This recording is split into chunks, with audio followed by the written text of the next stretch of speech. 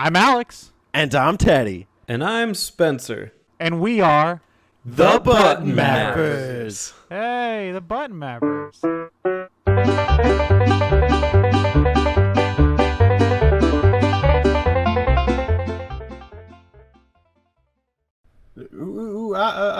Yeah, Donkey Kong month is back, everybody. Hey, Alex. It's not Donkey Kong month. It's Rare month. Well, Actually, it's Culture month. We'll be playing culture games from the culture actually, genre. it's Country month. I thought Rare Month was Donkey Kong Month. Isn't that their best game? Is Donkey Kong? No, it's Digger T Rock Oh, my bad. That's S tier. or Mr. Pants. I'll take either one. You would. It's a coin flip. Depends what day of the week it is, you know? Yeah, I get up, I look at the calendar. Mr. Pants today. Nice. Let me put on some Feeling Mr. pants Pants.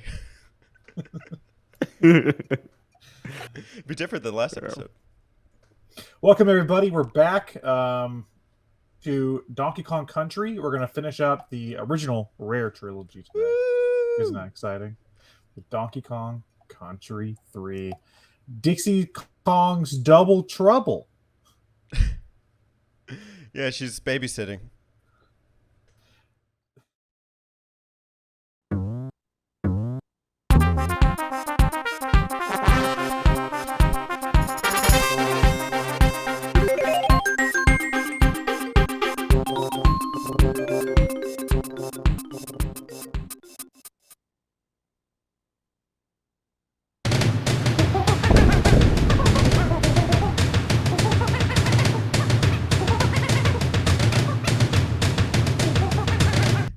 Teddy, what other double services can you hear us get into trouble on?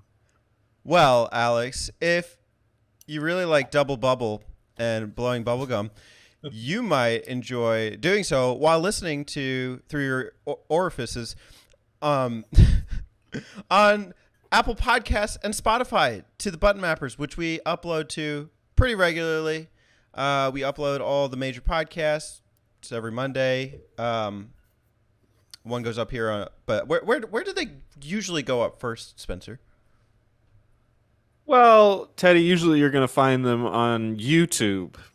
And you're probably listening/watching us on YouTube right now. And if that's the case, make sure to leave us a comment on what's your favorite of the Donkey Kong family. And hit the like button because you like what we're doing. Don't hit the dislike button because we won't be able to see it anyway, so get out of here. And then hit the subscribe button if you haven't already, so you can catch more awesome Ape Wild content. And then also, why don't you hit the notification bell so next time we release something ape shit crazy, you can listen to it immediately. And after you check off all that checklist Spencer just gave you, head on over to the Discord and vote on our Discord page on who's the hottest Kong. We'll have a contest there for you guys. It's me, Teddy A Kong. Kong test. Yeah. A Kong test. I like that. A Kong test. A little trivia for you guys. How many Rareware map outs have we done? Does the remap count? Well, I guess of individual games.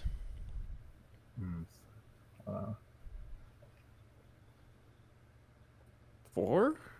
4. Yeah. Kazooie, Pilot, Diddy Kong Racing, Donkey Kong Country, 5. 1 and 2, and today I think marks our 6. I hope I'm not missing one. 6. Pilot was a thing. Ukulele. Yeah, and that's another one. You could argue that ukulele is the Rareware guys, so this could be 7 depending on how you look at it. And if you're counting both the remap and the original Kazooie, that's like 8. That's true. So, viewers at home, I'll The set Last up of a Us is playlist. basically a Rare game. So, Yeah, you know, yeah. Bill? It's fun. Bill's house. So I'll set up a Rareware map out playlist on YouTube if y'all want to check that out. We have become the Rareware mappers. How about that? Does We're everyone... officially. Oh, sorry, go. Rarefied air. Unfortunately, it's become rather common that we do rare games. So We've surpassed our Sonic map outs. I'm sad. it's true. Yeah, it's Why unfortunate. Map outs. why are we doing Donkey Kong Country 3? Would anyone like to divulge the information? I will. It's my fault. Well, it's You're not my gonna fault. Peek but behind the it's curtain here. a little peek behind the curtain. I'm not going to say what the game is. We had another rare game planned for this month, which will be moved to a later date. Prize. And we've all been playing it, of course, as we do. And I had been playing it, and I came home the other night, and I was going to finish the game before we did this episode. And I got home, and my 55-inch TV stopped working. It has no picture, just sound, and I can't play with just sound, sadly. Rub. Yeah, and this last minute scramble, we decided to play Country 3 because we could do it on the Switch. Yeah, we made this decision within the past 48 hours of recording this, having none of us put in time with the intention of mapping this out. So just because we were all able to access it, you could play it on Switch. Alex didn't need to play it on his TV. So here we are, here to map out the third country game, complete the trilogy, the Donkey Kong Country trilogy, and we have some opinions to share. Before we do, let's talk about history. Alex, what's your history with Donkey Kong Country 3, Dixie's Bongo Dongo? Me? Me? Yeah. Bongo Dongo? Bongo Dongo? Well, I like that name too. Dixie Kong's Bongo Dongo. That's a good one. Let's keep it. So my experience with Donkey Kong Country 3, Dixie Kong's Bongo Dongo is, I'm a huge fan of the country games, and I've played all of them since I was a kid. And funny story with Country 3, I've actually, the copy that I have and still have to this day, that I got when I was a kid, had a fucked up save battery. So whenever I was a kid and played this game, I always kind of had to run through it as quickly as I could, or risk losing my progress because my mom's not gonna let me keep the Super Nintendo on all night.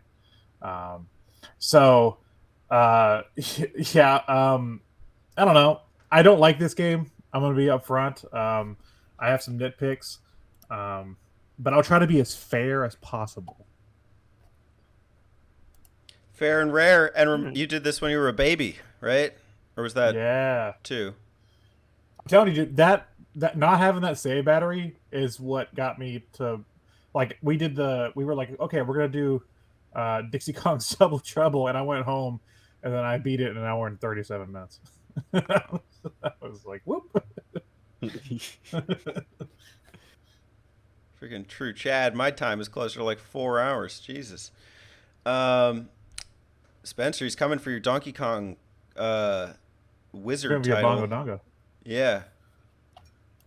yeah, your speedrun tech is lacking, I assume. But, Curious know, to see how long you beat it. I was given Donkey Kong Country as a kid, and then I got Donkey Kong Country 2 for Christmas. So both of those hold a special place in my heart in some historical fashion. I never got Donkey Kong Country 3. I'd played it very casually at a friend's house. He had it. And to me, it always just seemed like another Donkey Kong that I would have loved to play, but never got around to it. So I was excited for us to sit down and actually tear through this game. So that's my history. See, you never got Country 3, and I never got Country 3. Mm-hmm. You know what I mean? Teddy, go ahead. Speaking of getting Country 3, I don't know. My roommate downloaded a ROM on my SNES Mini for the other two country games. The ROM police are coming for you, Teddy. We distributed. Through the Listen, window. I'm not the distributor here. I'm a victim. A victim of rompilation. So the SNES Mini has Country 1, but it didn't have 2 or 3. So he put 2 and 3 on there. we steamed through fucking Country 1. Country 2 was my first time playing it with him, and then we did our map out. And then we started Country 3, and we were so turned off by how dissimilar, not exactly dissimilar, but how like non-comparative it is to the first two games. And my impression of the only thing I remember was that stupid boardwalk and the farty tune, which I plugged in the Discord. Maybe if I'm editing this, I'll just do a little music segment.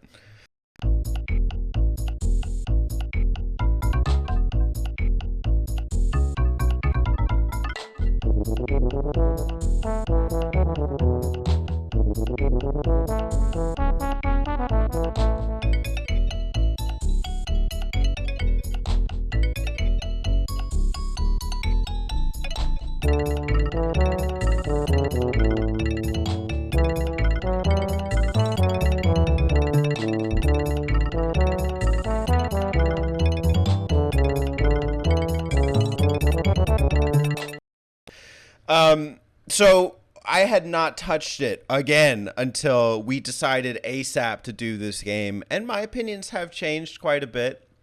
Not substantially. I mean, that tune still sounds like a farty mess, but I can appreciate aspects of the game, so I am kind of excited to map it out today. Dongo Bongo. Bongo, bongo, dongo. Yeah, I know the song you're talking about. It's like the yeah.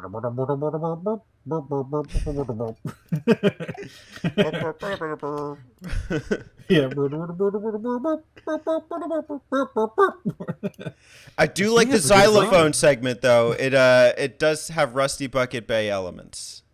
Dude, that like sums up my entire feelings. Like it's like the first DK game, you're in the jungle and it plays the iconic jungle groove music, and you're like, yeah. Then 2, you're on the pirate ship and it plays the iconic like pirate theme, and it's like has like cool backgrounds. You're like, this is awesome. And then 3 is like, and I'm like, that's my issue with this game right here. It's already started. It was jarring. Like it was very jarring to just play it directly after Country 1 and 2. But in isolation, I have a different respect for it. And I think it's just getting over the immediate like insult of that, like in comparison. The rest of the soundtrack's not bad. Spencer, you're the lore master. We talking about the story? Yeah. Get spicy. All right. It always is. The DK sex lore. Get hot. Let's go get hot. Everybody, if your parents are nearby, I suggest you keep your pants on. Or keep your pants on. Yeah. Go somewhere private. Months after the events of Donkey Kong Country 2, Diddy's Conquest, the Kongs were back at DK Island, still celebrating their victory over the K. Rool and the Kremlings. Donkey Kong and Diddy Kong often slung up a hammock, played some music. That's an innuendo right there. Banana hammock. Yeah, it's slung up a hammock. Yeah, they really slung. And drink. Yeah. And drink. Well, here you go. Drink banana milkshakes. Okay. While soaking up the. We got booze involved. Banana rum. There's a little spike in the milkshakes. Got banana hammocks, banana rum. This sounds like a recipe for a good time. You know what I mean? Dixie often joined alongside them. Threesome. Okay. I thought she was 10, but all right. One morning, Dixie found that Diddy was not in his room. This surprised her, as it was unusual for Diddy to be up so early. She found a note on the table. You know? Yeah. She found a note on the table that read, "Dear Dixie, gone exploring the islands with DK. Back tomorrow, Diddy." Ooh, breakup Dixie letter. Recalled a few. There's only one reason she goes in the islands with DK. Dixie recalled a few other times when Donkey Kong and Diddy had the same plan, and every time the two Kongs would never travel farther than the beach. Dixie went to look for them at the beach, soon realizing that it was too quiet for them to be nearby. As the sun set, Dixie went to bed. The next morning, Dixie checked Diddy's place and found that he had still not returned. She began worrying over what trouble that Donkey Kong and Diddy got into. The entire day passed, and the Kongs still did not return. They went on a little couples Third- retreat. Diddy and Donkey go to the We'll beach. be back tomorrow. Don't come back. They were measuring Kongs. The third morning, Donkey Kong and Diddy had still not returned, so Dixie went to the southern shores of DK Island and swam to the nearest mainland at the northern Cremisphere, looking for them. That's dedication right there. She loves her man. She would swim the ocean's length to find her better half.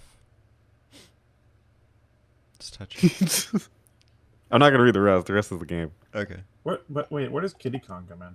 He does. I guess in the game, like, Cranky. Is it Cranky? I think it's Cranky. It's basically like, oh, and yeah, Kitty's kind of bored. Here you go. Take him with you. Yeah, it's Funky when you go to the shop. Oh, it's Funky. Okay. He's like, Yeah, he pointed across to Kitty, who was chewing on an old spare tire. Dixie agreed to take Kitty along with her, and they left. That's the story of Kitty. This game needs a player too. This kid's fucking annoying. Can you get him out of here? I guess. That's Kitty's involvement. Damn. I mean, to be fair, Dixie is only Diddy Kong's incestuous girlfriend. Only. So. No, they're not related, right? Yeah, they're not related, except their last name is both Kong. But Diddy and Donkey are related. We found that.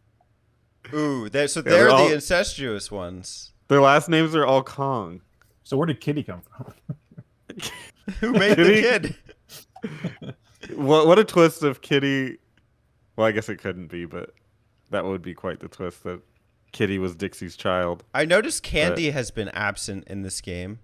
Maybe she Ooh. was like a runaway mom and left Kitty with Funky, and Funky's like, get this kid off my lawn. So So is it Funky's kid? and Candy? Have we solved the mystery? Well, he's chewing on an old spare tire, so this is a crack baby if I've ever seen one. Damn, Candy. You fall from grace. And he's huh? just litting him. Funky, what the fuck's wrong with you? he's just allowing it to happen. He's like, go ahead. Chew away. Wrinkly Kong is the only one holding it down in this game. Although by holding it down, I mean playing Super Mario 64 and doing yoga or Pilates. Yeah, see, she seems really disinterested in even being in this game. She's supposed to be like the last resort for Kitty, and here she is just living her best life. All right. So realistically, you play as Dixie and Kitty, which I never understood the inclusion of Kitty. I understand Dixie because they introduced her in 2, and 2 was like one had Diddy as a sidekick, and he got his game. So Dixie was a sidekick, so she gets her game, and she has the flying ability. So you don't want to get rid of that. But why even have Kitty? Why don't we just have Donkey Kong? Yeah. They serve the exact same purpose, just to be a heavy character. I guess in terms Yeah, I of didn't lore, understand. Donkey and Diddy have disappeared, and they are saved by the end, presumably. Spoiler Yeah, alert. I guess Rare they were really into that love story. Yeah, we have to have Donkey Kong and Diddy Kong alone. He's like, well, why don't we just... We have the assets for Donkey Kong. Why don't we just use it for... Yeah, Diddy gets kidnapped, right? Or something. No, they have to. It has to be the two of them. In love. I mean, abducted. On an island or something. It's like you're reading over the manuscript, you see, like, in love, erased, and then, like, Yeah. kidnapped. Yeah. Written over it. Kidnapped together, naked. Yeah. The editor viciously scribbled over in naked. Naked. Donkey Kong takes off his tie. Oh no! He's doing it. He took off his Like, top. why does it have to be in the lore that Donkey Kong takes off his tie and then chokes Diddy Kong with it while he's furiously masturbating. It's like it doesn't have to be in the lore. Just you can cross it out, but don't erase it. It's like deleted Just leave it scenes from the game. There's just a tie on a beach, just, like a wave coming up. That's like the real game end screen. Yeah, it's a weird Diddy's Easter egg hat. left over in the game. Just walking by, you see Donkey Kong's like tie, and all the kids are like, "Oh, that's a cool little touch." And then there's just some like guy at Rare who just stares at that all day. Well, I always had a theory that this was the B team, so I think they just let them get away with like whatever the hell they wanted. Because I think at this point the other teams at Rare were off making like Diddy Kong Racing and stuff.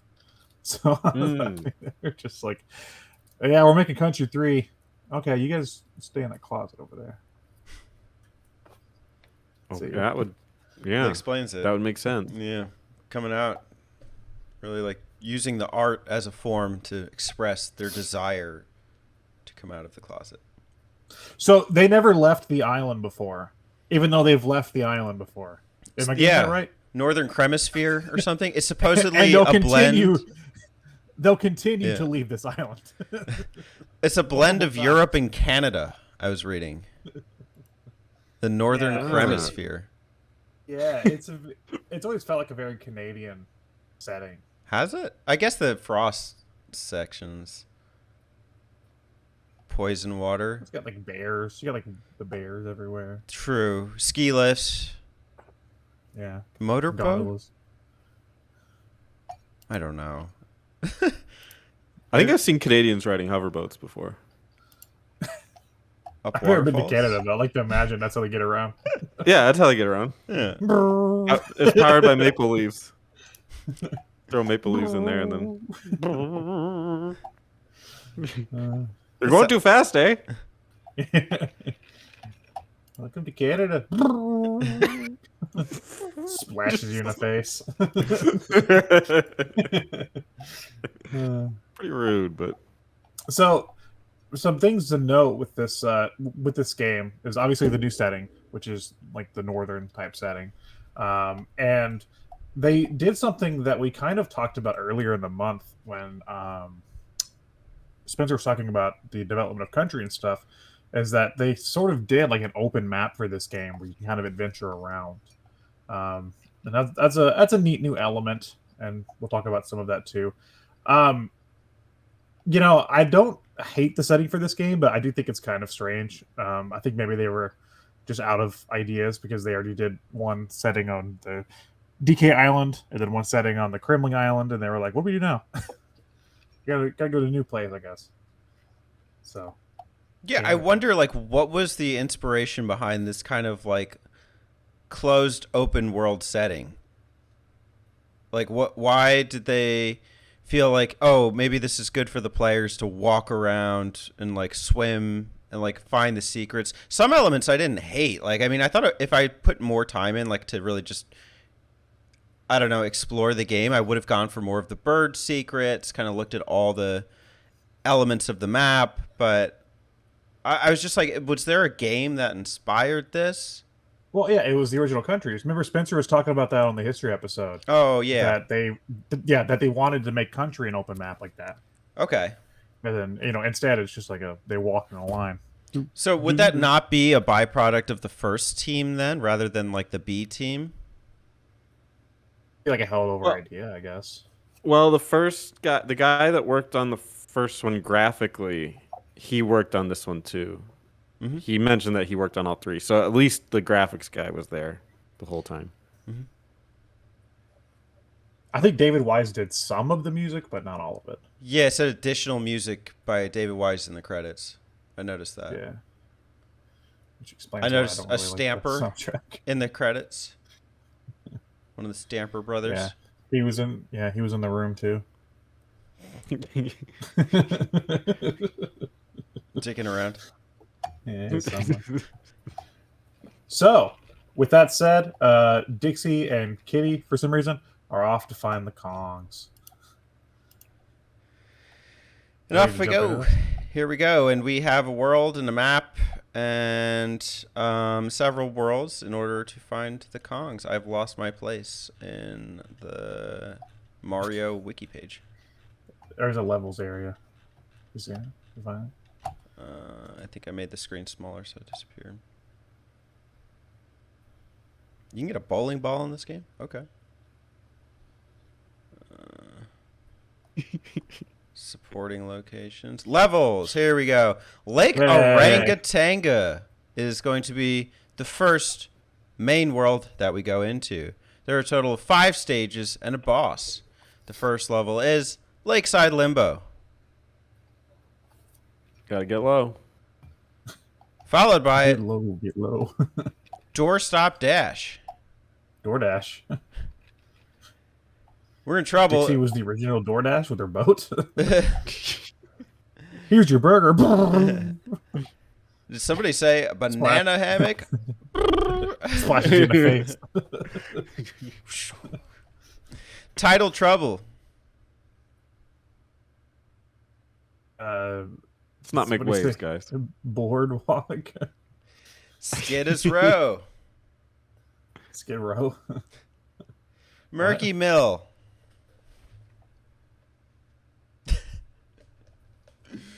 At the boss at Belch's Barn.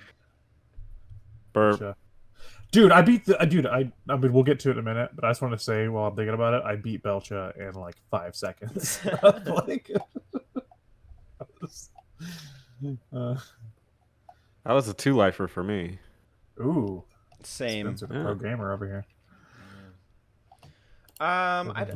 My memory of like any of the individual stages is kind of low, just because like I've only played this once and in the game. But I remember like the boardwalk section in the beginning for the reasons I mentioned before. I remember seeing the first snow level, and then there's like this alligator that's like always slipping on the ice that I thought was really funny. I don't know if that's Skidda or not. Skid Row. Yeah, it is. Skid Row. And then Doorstop Dash and Murky Mill are the mill themed ones, where you're inside like the mill. Her mill themed. Oh yeah, the one with like they're mill levels. the shutter. Classic. Oh yeah, every game needs a mill stage. Typical mills. It has the shutters, right, where you have to like pull the lever. Yeah. Yeah. That's cool. I don't know. I don't know, guys. I don't like this game. Lakeside Limbo and Title Trouble are the boardwalk ones, and they're always really like they always seem really flat to me. You know, like kind of boring areas to go through. For those stages, I don't mind the mill stages here. I think they have some cool verticality with the elevators, and I think later on in the next world we see them kind of play with that too, with some of like the puzzles. But I think Murky Mill I think is the one that has the levers. And Skid Row, it's a snow level. I don't know. That's all I gotta say I about really that. like the mill levels. I think they're, like you said, I think they offer something new. They offer a timed, not timed, but like an objective. I don't know if we've played many Mario or Donkey Kong levels that have like objectives within the levels like that. So I thought that was a really neat way to get you more interested in the level design and a different way to look at Donkey Kong. I was thrilled by that. And the mill levels, I actually do like those. Like the mill levels have some like, usually have some like offshoot areas too. Mm-hmm. So where like you'll get to like a point and it's like go left or right, and you're like, oh shit, like it's not just straightforward. So it does offer some sense of like exploration, I guess. Mm-hmm. Yeah, and the one mill level where you use, what's his name? The elephant. What's the elephant's name? Oh, I think that's the next world, right? No, it's Murky Mill. Oh, is that Murky Mill? Yeah. Oh, I like Ellie. Ellie. The elephant. Ellie. Why didn't I guess that? Like, dude, like The Last of Us. I told you it was The Last of Us. I love that they added like the little character elements to these animals, because in the other ones the animals aren't as fleshed out, I feel, Yeah. as they are in this. And in this one, it took me a second to realize that the elephant was afraid of the rats if Oh, they were yeah, under the light. Yeah. And so you had to like find a way to kill the rats when their backs are turned, or yada yada yada. So I really like that, and it took me a second, but it was a pleasant surprise to be like, oh, that's why I keep like freaking out every time I go into that light. That's Well, so weird. and of the new animal buddies, I mean, we'll see more later, but I think Ellie's like the only really standout one that they added. They use Ellie a few times throughout the game. Yeah, in, they like, do. They creative do. ways. Like the other ones are kind of boring, or they brought back like On Guard or Squitter. Yeah, yeah. Would could the bird carry Oh barrels in the no, other one? yeah, no, they changed. Yeah, they have like a different. I don't know. Hold on, let me look at the name. Yeah, because they 'Cause there's- also added like a purple squawks. That's not. Yeah. Where's the? No, it is squawks. Hash- It's just purple squawks. They didn't give it a name. Alex A says purple relative of squawks. hashtag not my squawks. Not my squawks. Yeah, instead of Yeah. coughing up the nut like in 2, he can just pick stuff up with his talons, which seems like the original squawks could probably do that if they wanted him to. Why did they have to make a purple one? Yeah, they could just give them. They were like separate. Well, they could have been separate buttons. They just give them the Yeah, same I thing. mean, the Super Nintendo had like 6 buttons. They could have just been like, now you can use the L button to use your talons or something. What? Yeah. What the fuck do we need purple squawks? He Another cannot weird spit- choice from the Rare development team. purple relative of squawks who cannot spit coconuts but is able to carry a barrel in its talons. Wow. It's the fact that he's purple that makes that possible. Yeah, it's the purple power. So yeah, basically we wait- just You should probably wait for Teddy before we do the boss, though. yeah. Well, Skidda's row is weird because it's snow. It doesn't really fit. I don't know why they put it in there. Yeah, and I don't know. I just kind of like I'm kind of like disappointed in those snow levels in this game. Like, I get it because they're up north. They have to have some sort of snow levels, but like honestly, I think they did them better in the first game. Like, I think they're more like atmospheric in the first game, Yeah, I could see that. and so It's a letdown. yeah, that was Country 3. Nice. Good map out, guys. No, you just missed us fussing about. Did you know that we were talking about Ellie, the elephant, and the one mill level, and how like Oh It's the my only- god! Yes. that's shit. the only like Ellie is the only new buddy that they added that really like does anything throughout the game, like of value. Yeah. And then we were talking about purple squawks, which we thought had a name, but no, it's just purple squawks. It's like it's a purple relative of squawks, and it doesn't have a name, and it can just carry stuff with its talons. We were talking about how stupid that was.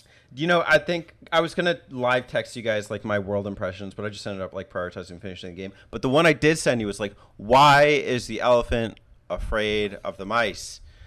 I guess that's like a trope or whatever, like in Dumbo, but like it was just so like it was annoying because like I'm trying to hop over the mice in elephant afraid of one of mice? those stages. Say, Hold I'll on, look it up. I have okay. Spencer's on it. I was trying to hop. Whoa! over When the- I typed our elephant, I typed our elephant's and it immediately said our elephant's afraid of mice. See, we're not the first. Yeah. Oh, we're trying to do a fact check. I see. It was just pissing me off though. It's a gameplay mechanic. I remember another Ellie section that was bothering me, but it wasn't this one.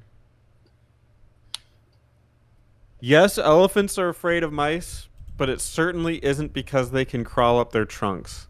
If a mouse did do that, their trunk is powerful. It has to do with some of the stuff they're talking about before. It's actually because they are a mammal. Most mammals have brains that are programmed to jump back or be startled by critters that scurry by in a hurry. Elephants, regardless of how big they are also startled by things that move by them fast, like mice. Okay. All right, now can you search the same thing you just searched, but in Rule 34? Yes. I think that for the most part, aside from that annoyance, this is just a very plain section. It's not super exciting. I mean, it looks nice visually. Like there's the title trouble level looks pretty good, and I mean, Lakeside Limbo looked fine. It kind of went with that kind of like Mariner aesthetic. I feel like, but I was kind of underwhelmed with the levels. Also, like Spencer, even like the snow area in this world, I feel like, well, like I think they had to do a snow area because they're up north. I also feel like the snow areas in the first game are way better. Yeah, I would agree with that, with the exception of an element that will come up later. But Okay. Belch's Barn, it was.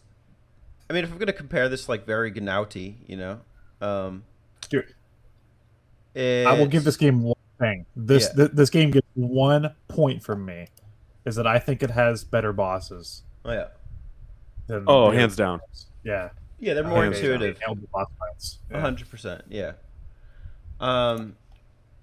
There was a process of like trying to figure it out. Like, how am I gonna like wrestle this guy to the other end of the stage? Using the barrels, trying to aim them into his mouth. It was challenging for what it was, but I got a second try. Yeah, Same. this boss always cracks me up. I don't know, it's just a big, stupid, doofy looking barrel. And you like jump on the barrels he spits out and then throw the bugs back in his mouth, and he's like, and he like burps himself backwards to his own death. And yeah, if you do it if you nail it from the get go, it takes you like 2 throws. Nice. And he's gone. It's worth noting that both Dixie and Kitty have different barrel throwing approaches. Like Dixie holds hers above her head and can kind of throw it going down, versus Kitty, who kind of holds it like the softball kind of pitch and can really has a bit more dexterity when it comes to aiming it. I think Kitty is the go-to for this boss. What do you guys think? I've never noticed a difference in my entire time playing this game. How have you not, especially in one of these later levels? I'm gonna keep saying that, but like, okay, we'll get there when we get there. I've never noticed a difference in their throwing style. This is my first time hearing about this. Okay, one of them throws it from behind. It makes sense. Yeah, one of them holds it above their head, and the other holds it down Yeah. here, which is important in one level in this game. Like, it's like But does it feel extremely that- important. Is it? Okay. I was like, does it feel that different? I don't know. At this point, Not in the enough for game, me to notice, apparently. I didn't care that much, but in a later level, it's insane. Just Okay. insane. I got Okay, nothing Belcha- else for orangutan. Belching gets my seal of approval. A belch of approval. You did it. Seal? Like seal the barrel. Yeah. Oh, I've never heard Yeah. that phrase. It's my Next barn. area. Barn jokes. Next. Mill MR. jokes. Mill joke. Rampage. We're going to Crimwood Forest. Woohoo! Crimwood Forest has 5 levels and a boss. Isn't that surprising? A little bit. We had Barrel Shield Bash Up, Bust up. Riverside Race, Racist. Squeals on Wheels, My new channel. Wow. Spring and Spiders, Better than summer. and Bobbing Barrel Brawl. That's my favorite pastime hobby. And of course, the boss. We have Arax Ambush. Oh, Iraq like arachnid. I was like Eric. Yeah. Like Yeah. Eric's No, ambush. Eric. The Eric. giant spider, Eric. Eric the arachnid. yeah, that's the boss right there. Okay. So we get introduction of a few of 2 new level themes here. that I actually really like. We get the tree levels, which are probably my favorite in the game, where you're inside of giant trees, and we Herbie. get the riverbank, which is Mm. they're pretty cool. But it's more like a foresty looking area.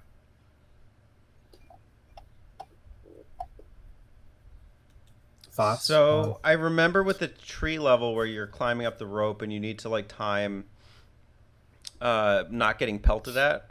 I forget there's like these type of monkeys on the side of the tree throwing stuff at you. And sometimes there's like Yeah. half a barrel shield that you would have to time your like movements with. I thought that was pretty clever. I was kind of sad not to really see that utilized again in the later half of the game. Maybe there was a Lost World, a Sonic Lost World part where that happens, but I enjoyed that element of the trees. I would not say the trees are my favorite. They have some of my least favorite sections, Ooh. but not at this stage of the game. Riverside Race. I don't really remember this too much. Are you racing a fish or something? Is it the bees or whatever? This is one with a timer. Yeah, it's like flies or butterflies or something. Yeah, some sort of bugs. Yeah. I didn't particularly love the timed sections of this game. This one was not too offensive, but it's just, I think when I think country, usually, with the exception of some of the more automated levels, like a platform perils kind, I tend to like the infinite time. So I don't particularly love this. That's where you and I differ, buddy. I'm always running. So, Yeah, I'm just Yeah. a collector by nature, so I always like, where's the Yeah. KONG letters? That's when I play these games, I'm usually like, if I'm playing a level, I want the KONG level letters. But if it's something like this, I'm not gonna get them. I might as well hold down the like tape down the run button because I am literally always running when I'm playing these games. So like, I don't know. I kind of like the race aspect of that level, and the other levels are like that because I'm up for the speed. Got a need for speed. Yeah. After playing 1 and 2 and getting a better feel for what they were going for, and then also playing Sonic Mania, I'm with you, Alex. I am a sprinter when it comes to side-scrolling platformers now. It's like the game. I feel like the games were designed for you to get through them as quickly as possible. So it's like, why not just make that my strategy in every level? So I just tear through it as fast as I can, and it works more often than not. I mean, obviously there's some struggles here and there, but I like it when there's a race level because it's like it's just reinforcing what I'm already trying to do is go fast. I'm just Sonic now. That's gonna be for one, Sonic Mania changed you, and I'm proud of that. Two, is that see, that's the thing, is that I think the first 2 games were built for speed. I think this one you can still play it that way, but I think you're punished for it, and I will explain that at the end of the game because I have some major issues. Yeah, I but disagree, but I guess we'll talk about that. other than that, yeah, Squeals on Wheels. Cool. Well, hold on. I didn't get to say anything about Bust Up. Barrel Shield Bust Up is a fun stage. I like the monkeys that go and throw the coconuts or whatever over and over again. It's always funny. Squeals on Wheels is another mill stage, but it's the one where you have to kill all the rats on the wheels to like open the doors. That was a name. It's fine. It's fine. Fine mill stage, you know? They're really pushing fine. the genre. I Mill liked levels. it. I like that stuff. Yeah. Damn mills. Do you guys like spring-in spiders? I think they have a cute design. I like the enemy. It's not an enemy even. It's kind of like just an NPC. Yeah, it's just a platform. It's a bunch of jumping platform. Yeah. It's a piece of code. Bring. Piece of code. Bobbing Barrel Brawl. I don't remember what the hell this one even was. Oh, is your Ellie. You have to get the barrels and put them in the water. This one was a huge learning curve of just like, what the hell can this elephant do? Because I had no idea. Like, Ellie's 2 of his pretty moves. versatile. I got through Surprisingly. without doing that. I didn't even learn the technique until a later stage. Well, like I guess a boss level, but oh, I guess I had to hover the TNT or something. I had to pull that in. But I didn't understand the water mechanic. I saw like the water thing in the bottom right of the screen, and I did not go through the stage using it at all. I was just confused about why it was there. Oh. Yeah, I think of all the animal buddies, Ellie's the most versatile because you can like suck things in with your trunk, or you can also spit water and stuff. Like you can aim the water. There's clearly an Ellie bias in this Ellie game. bias in this game. Yeah, the other animal buddies do not get nearly as much to do. Yeah, uh, that's cool. Go Ellie. yeah. Iraq's ambush. Eric's. Teddy, It's Eric's ambush. forever Eric for me. No. I feel like Teddy, this is your favorite boss, right? Favorite? Giant spider. I mean, I'm not the arachnophobe, but I guess I like it. I don't know, I was just targeting you because I thought it was funny. Oh. What would you do in real life if you had to fight it like a giant spider? Run? Get the fuck out. Like if you were trapped, Teddy, if you were trapped in a room with this giant spider. And he's like, I'm gonna kill you. Yeah. What is my There's no way arsenal? out. Give me a list I'll of let like Spencer 5 decide. things in the room with me. Spencer, what's his 5 things? 5 things are a frying pan, Okay. a butter knife,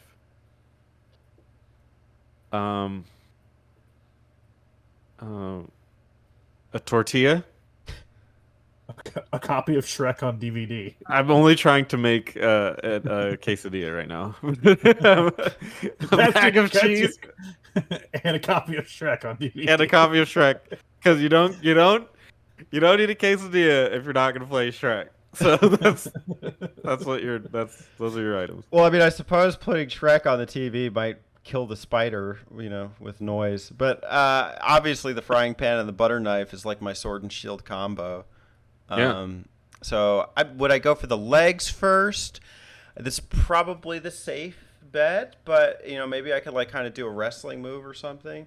I think when it goes for the bite, I could kind of smack it in the face, disorient it with the frying pan, and then maybe stab the eye, and then maybe I could, in its disoriented state, I could break off one of the middle legs. I don't know if I'd go for the... Actually, that's maybe a strong one. Maybe the back leg, and use the leg to try and puncture the spider. That's my fight. Whoa, that's technique. freaking metal, dude. Well, see. Okay, given those tools, I think I would take the frying pan and the butter knife, and I would melt the cheese onto a tortilla, like face up. Like maybe okay, how many tortillas do I have? Just one. So if I had multiple tortilla, if I had multiple tortillas, I can melt cheese on top of the tortillas and lay them across the floor as traps. Well, we And didn't once say the spider- oven was on. Once the spider steps in the hot cheese, I can use the DVD copy of Shrek to throw and slit its throat. That's true. You could use the DVD itself. That might be stronger than the knife. Yeah, as I'm saying, yeah. The so, disc, yeah. That's my. Your assumption, though, was that the oven was on, that you could use it to actually make you were a quesadilla. Oh, okay. Well, you're right. Okay. So maybe, But, maybe I mean, rethink my plan. With that logic, that could work. Is if we assume that the oven was on, like you had the oven or the stove on, and you were I ready. assume to we're make like stuck quesadilla. in a house with a spider. Like we can't we just can't leave the house. Okay, so the whole Find house objects. is free, and the stove is ready to. You can turn it on. Yeah. Well, I mean, Teddy had a TV to watch Shrek, right? That's true. I mean, That's very fresh true. moved into apartment, no TV, just Shrek. But I guess Well, I mean, How'd you do this, Spencer? What's your plan? dude, I want to do what freaking Teddy did. He did that God of War shit where he rips off the leg and then stabs it with it. Like Oh, that's yeah. pretty fucking metal. I like the wrestling thing because I like wrestling. So maybe I would do an ankle lock to every single.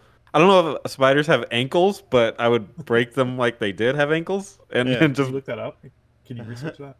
Do research spiders that. have ankles? I'm on spiders it. have I ankles. got this. In the meantime, yeah, this boss is kind of boring. It sucks. All right, back to the ankles. Since they do not have antennae, spiders use specialized and sensitive setae on their legs to pick up scent, sound, vibrations, and air currents. Some, such as the Australian crab spider, don't have claws. The not their pedipalps legs? have only 6 segments. The metatarsus is missing. This is fascinating. Spider anatomy. Is that why spiders don't wear pants? Yeah. Yeah. And all the other animals do. Yeah. Yeah. But they wear tennis shoes. That's true. Yeah. Have you guys been to Kentucky? You ever see the spiders of this year parts? Try checking out the kangaroos. Where's their britches? One word to describe the spiders in Kentucky: unbecoming. Indecent. Indecent spiders. Don't look. Arachnophobe. Don't judge us. Get out of here, you filthy spiders. I was born this way.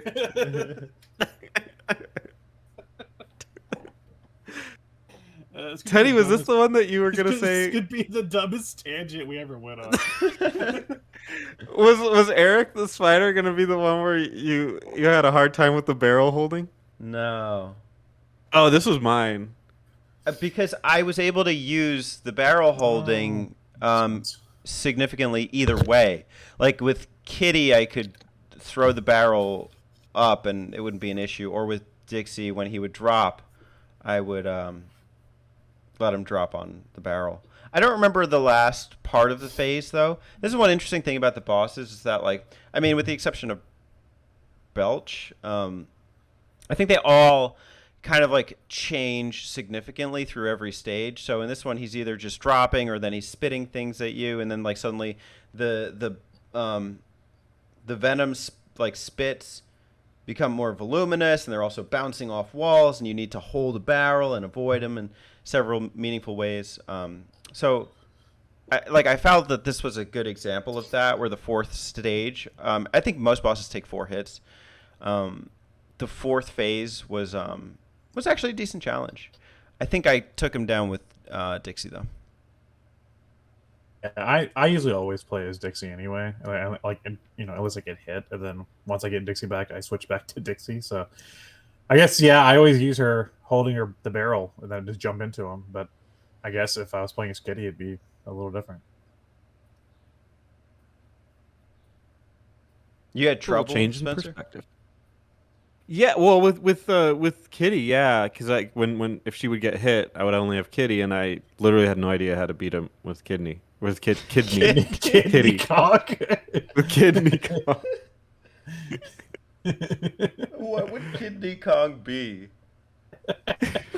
More useful than Kitty, I'm sure. He's an organ donor. Yeah. DK Country for the search for Donkey Kong. Kidney Kong is looking for Donkey Kong to give him his kidney. Yeah. I'm here to fulfill my life's purpose. Kidney Kong gets a letter from Donkey Kong. My kidney's out. I need help. Too many bananaritas. We need you so I can come back on the next console, the N64. Maybe that's why the N64 was so underwhelming. Is Donkey Kong was missing his kidney. Donkey Kong has kidney failure. Yeah, he's holding his side the whole time. I can't jump. Oh. Dude, that's Cranky. Oh, there you go. Next gen right there. DK lore. It runs in the family. Eric. All right, back to the game. Next up is Cotton Top. Anybody have any more to say about Eric? Yeah, fuck that boss. Next. Okay, there you go. Next up is Cotton Top Cove. We have, believe it or not, 5 levels here, with a boss fight added at the end for extra oomph. Cool. And we're starting off with Bazo's Blockade. Which is a new level theme. Rocket Barrel Ride. Take a ride Which is a new level theme. into the rocket barrel. Creeping Clasps. That's an old level thing. Tracker Barrel Trek. Better than Tracker Barrel Shrek. Fish Food Frenzy. Quick, there's fish food. And we top it off with Squirt's Showdown. Top it off with a little squirt. Sword Showdown. That's his name. That's stupid.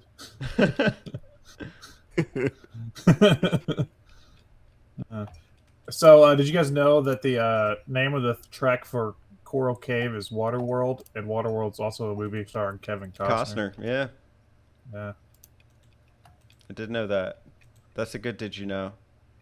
Yo, Donkey Kong Country 1 had probably some of the best atmospheric water stages in a video game. They're so relaxing and fun to play through. Country 2 had my all-time favorite water stages with the lockjaw areas inside the boat because they were fun and intense, and they always changed them up. Country 3 has shitty water stages. Thank you. Thanks, guys. There was one that I liked, They all which kinda is rare suck. because I don't usually like water stages, but there was one that I liked. They almost got him. Like, if they would have nailed him in this game, it'd be a trilogy of perfect water stages. But I thought it'd be kind of bland in this game. It's no aquatic ambience. I mean, that's the quintessential water music theme. Waterworld was okay. It was serviceable. The level itself, or I don't remember exactly which one. Like, this is where you start to like see the really deep sea creatures, not like the most of them, but I thought it was fine for what it was. The falls levels, though, I think are nice. Yeah, you can go behind the waterfall sometimes. That's neat. That's a neat effect. You see that in a lot of modern games, I feel like. Modern indie games. Rocket Barrel Ride. I haven't fully played through this game since I was a kid. Because I just have no interest in replaying this one that much. And I definitely haven't replayed it really since like the newer Country games came out. And when I saw Rocket Barrel Ride, my brain immediately went to Country Returns with the Rocket Barrel stages in that game, and I was having like war flashbacks. Oh yeah, Because it returns, you have the Rocket Barrel stages where you're riding it sideways, and it plays like the and you're like trying to not hit anything, and I was like, oh no! And then I started playing the stage, and I was like, oh, this is fun. I am so glad it didn't have any. It had a tiny bit of it, but not as nearly as much as the spinny barrel shit. Because that's just a timing thing, and it just drove me insane. So I'm glad it wasn't in this one. Fish Food Frenzy was a pain in the ass. It wasn't the worst offender, but it's just, swimming. I guess what I like about swimming in the first Country game is that it's kind of relaxed and there's not too much stress and pressure around it, even though like some of the actual swimming mechanics are tough. But when you combine that with like a fish that's always tailing you and gonna like chomp you off, it's it just adds an extra layer of like. That's Nibla. That is a animal buddy, and I never understand how he works. Hold on. Although usually an enemy, there is a Nibla in Fish Food Frenzy, which somewhat has the role of being an animal friend. I would highly contest that. Nibla's mood is represented by its color. Wow, okay. As Dixie and Diddy go through the level, they must keep Nibla fed with cuckoos? This is Zelda. Otherwise, it slowly becomes angrier until it becomes bright red and bites the Kong. How do you feed them? I was trying to the entire level because I kind of understood what they wanted me to do. And then it got to a point where I was like, I'm just going to use frames of invincibility to finish the stage because fuck this. You have to bring him near those fish. I can't. Maybe the cuckoo. I felt like I was, but he would still bite me on the ass. Yeah, he would still be hungry, or his trajectory would line up with you. It was always a danger. I like that. This is the one that I like. I think like that was a really that was a clever way to add some intensity, like throughout the level. Because otherwise, it was an absolutely normal, bland level. But I like that addition. We skipped 2. What about creeping clasps? Okay. It has ropes. It's a boardwalk with ropes. Isn't that fun? Barracuda too. Tracker barrel trek. Which one's this one? Waterfall. Yeah, it's the T barrel. Oh, that's because you jump across the barrels, right? Yeah, that's fine. Agreed. That's fine. That's Ellie. That's fine. Ellie the elephant. Squirts showdown. Okay, this took a couple tries. Yeah. Yeah. Yeah. It brings new meaning to the word falls. Yeah. Jesus. I got it. You on can't my make a first mistake try in this game. because I'm a squirter. Oh yeah, I remember that. Yeah. Remember that from like 2 years ago? Yeah. Cool. You're a square. Yeah. Yeah. It's a giant, like a crab thing. Is it a hermit crab? Slash Hold on, we gotta wall go. spirit. Squirt is a large rocky slug who lives on a waterfall at the end of Cotton Top Cave. The Oh my Kongs are god. transformed into Ellie. Which why? We haven't mentioned that yet, but why do you no longer ride the animals? During the entire battle, Squirt attacks by spitting water at Ellie. Try to knock her off the stage. Yep, of course. That's not new Okay, though. that's just the right. You turn into animals in Country too. Yeah, but that's true. I feel like I- they've gotten like, further away from it though. Yeah. I had no idea it was a slug. I literally thought I was fighting the waterfall. I thought it was like a hermit crab and like hiding behind the waterfall, but apparently it's a slug who lives on the waterfall. It was a weird design. Not my favorite. Yeah, kind of creepy. Yeah. It's like the Nickelodeon face. Face. Oh, like all real monsters kind of look. Oh yeah. Dude, you can't fuck up in this level because if he even like touches you, there's like a 90% chance that you're just off the edge. Yeah. I mean, it's not that hard to dodge, but yeah, for sure. My problem was Most I was getting realistic- tempted to like jump over him a lot of the times, and the problem was that you get sprinkled either off the edge of the stage, or if you're trying to like cut corners, you'd fall down the middle of the stage. There's just so many opportunities Yeah. to fall. Oh yeah. And then this was my first time learning how to squirt back. So proud squirter Same. here. You know, I've joined the club, Alex. Yeah, I literally the number of times I just went in a big clockwise circle around Yes. around this level. That was the It's like, strategy. oh wait, what am I doing here? Most realistic boss fight ever. I mean, if I got squirted in the eyes, I'd probably just give up too. Mm. No, stop. I don't wish that upon my worst enemy, or my squirst enemy. What? It's your Squirts. squirts enemy. Oh, Spencer. Classic Spencer. Everyone knows Classic. it's Spencer. When a pun comes your way. It's like in Spencer's head and like the Looney Tunes thing. That's me.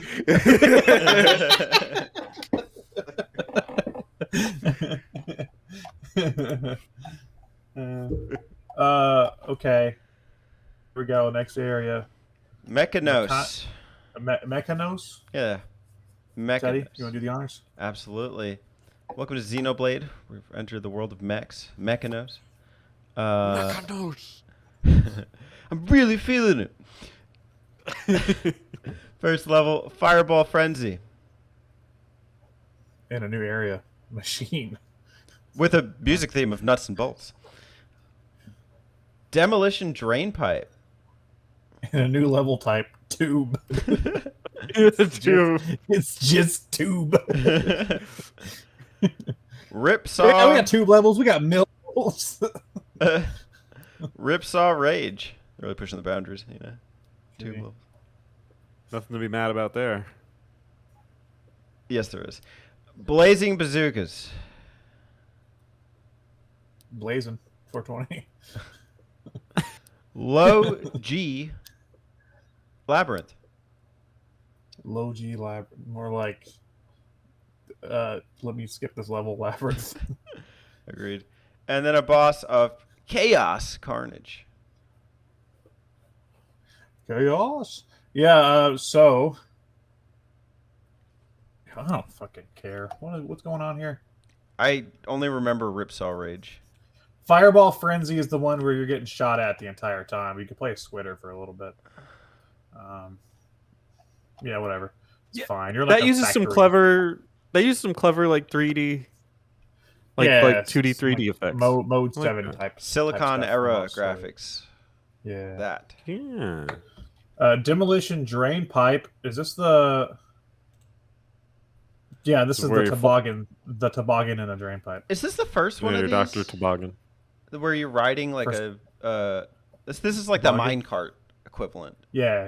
It's the first one, and this is the one where you can grab onto the ceiling too. Yeah, I like As this. you go. This was fun.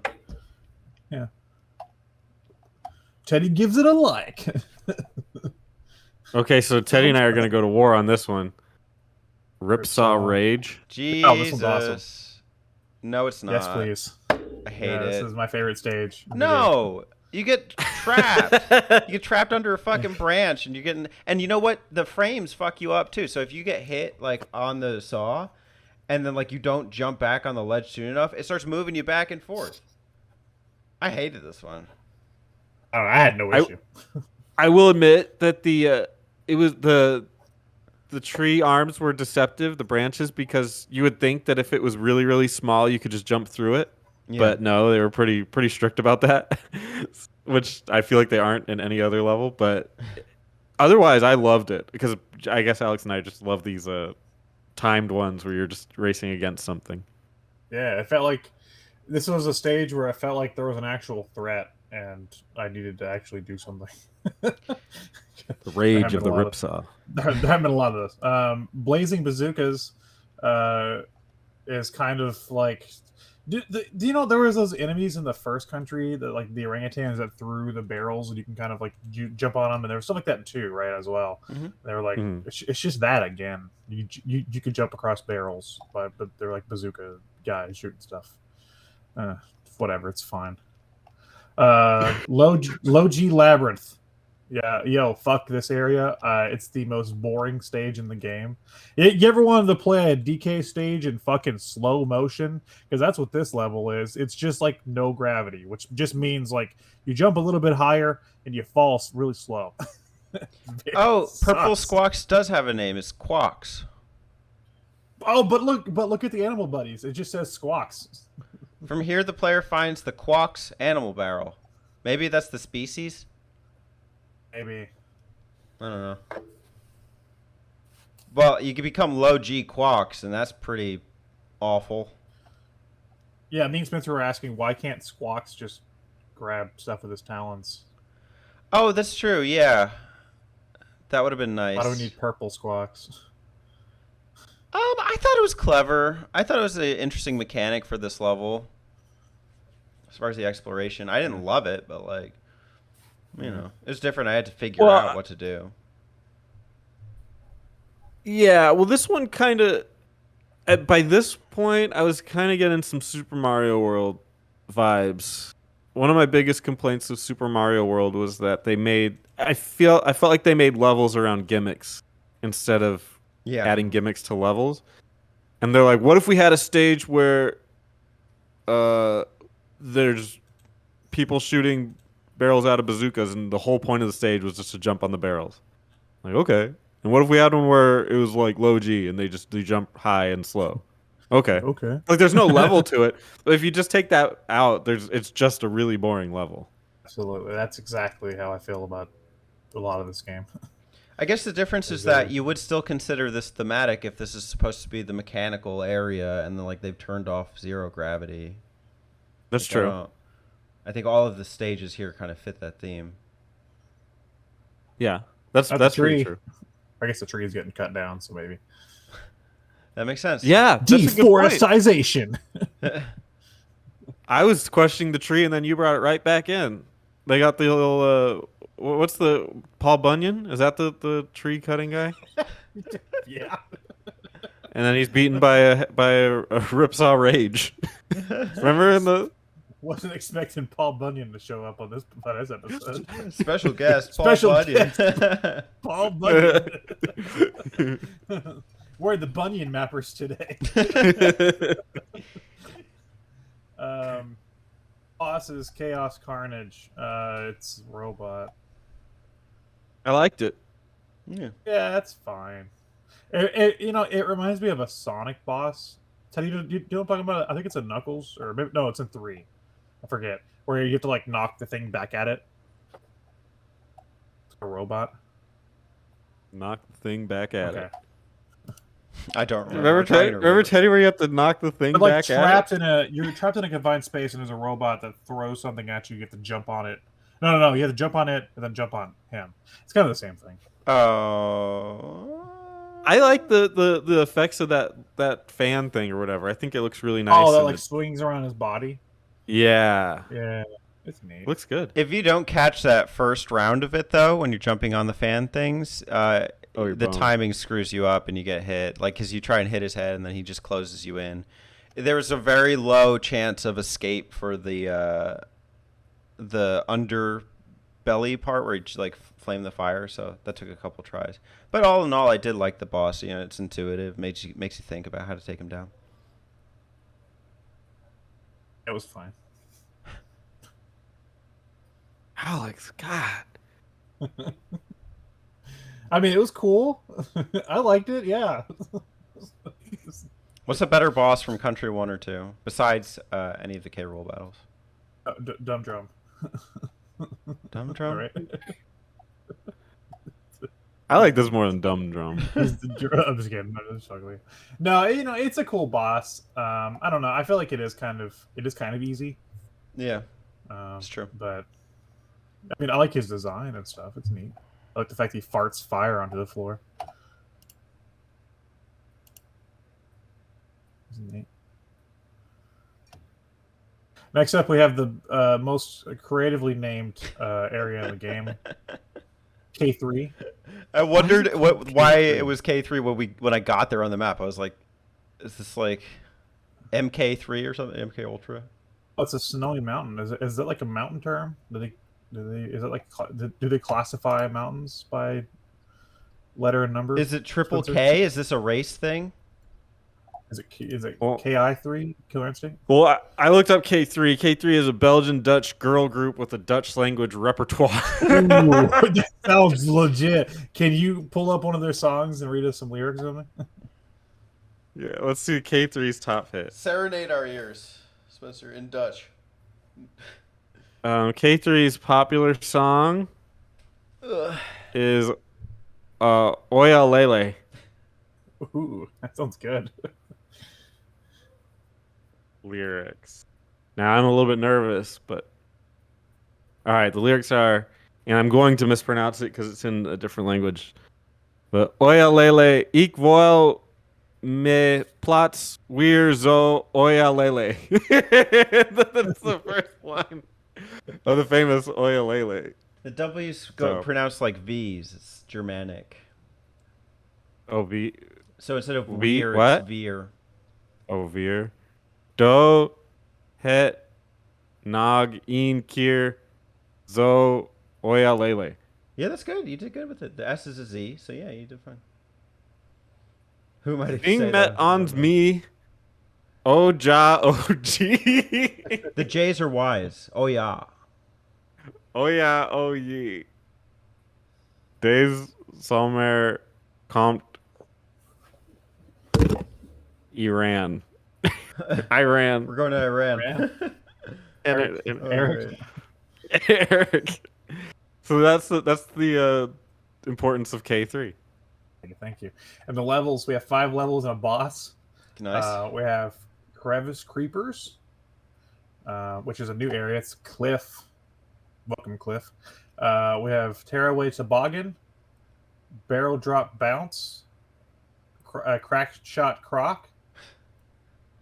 What does this say? Limgwin? Lemguin, yeah. Like Limgwin? Penguin, Lemguin. And everybody, we're going to Bleak's house! Woo! Yay. Yeah! Yeah, Bleak's house. Okay. Fuck, man. I don't know. What are these levels? I just remember the Penguin Lunge being like penguins coming at you. I cannot Oh remember. yeah, I some was of the kind other of like stuff. disappointed in that one because I thought it was going to be like something else, and then it was just penguins. Yeah. I liked Crevice Creepers. It definitely had that gimmicky feel, but it was fun to go up Challenge, instead yeah. of left to right. Oh, that has all the ropes. Yeah. Yeah, I remember that one now. I was getting that mixed up with the waterfall area. That kind of looked similar, just without the water. Kind of same. Tearaway Toboggan is another toboggan level. Yeah. Boggy the Bear. So, you toboggan fans? I'm a Dr. Toboggan fan. Yeah, Dr. Toboggan. I love MD. Tearaway on PS4. Barrel Drop Bounce. Which one the hell was this one? Must travel up water. Oh no, this is the one where you have to traverse the waterfall.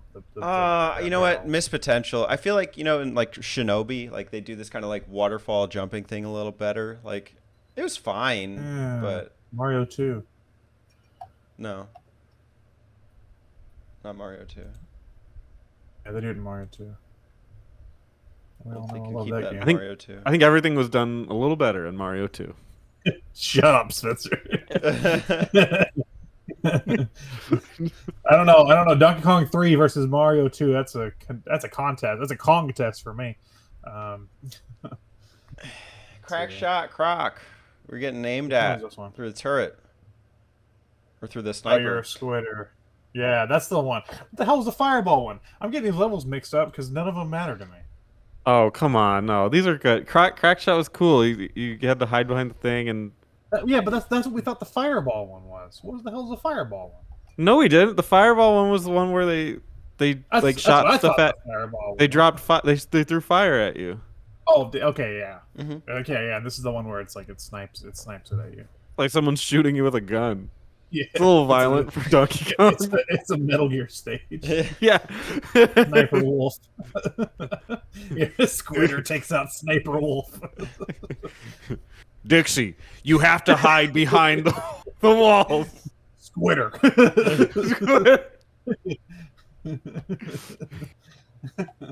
So I'm surprised it wasn't like a 30-minute long cutscene explaining the snipers and backstory and intentions before the level. Well, you need to be forgiving given the limitations of the time. When they come back and bring this on the PS1, they have a lot more potential. Donkey Kong Country 3, Congo Bongo Dongo on the PS1. New 3 hours worth of cutscenes have been added.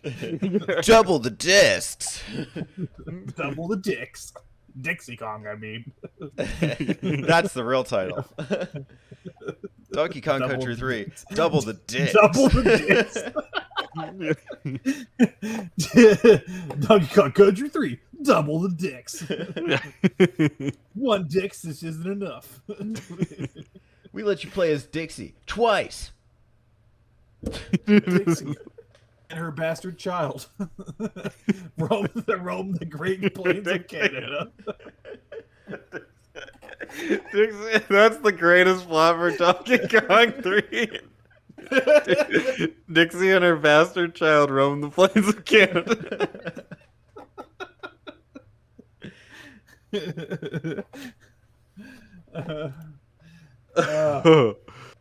Please, let's just remake the plot of that and just that's the plot of Donkey Kong Country 3 from now on. You guys ready to go to Bleak's house? Yeah. It's a little bleak in there. So here's a confession. I'm gonna talk about my issues with this aspect of the game later.